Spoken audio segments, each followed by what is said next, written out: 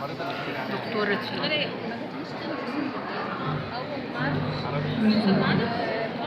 نتكلم عن الطب وعن علاج البناء.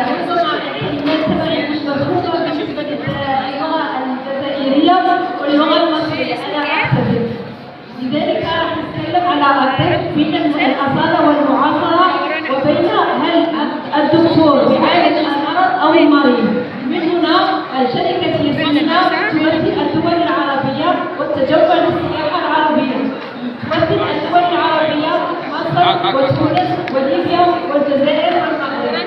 أسسنا شركة روي وفي منتجات نعمل بها، كما عملنا على تأسيس وزراعة الريجي هول في مصر إن شاء الله، وراح يعالج النخاع وكمان زيت الفورة. باختصار أنا أوصل أي فكرة لأني ربما عشان أتبعي مستقبل قوي.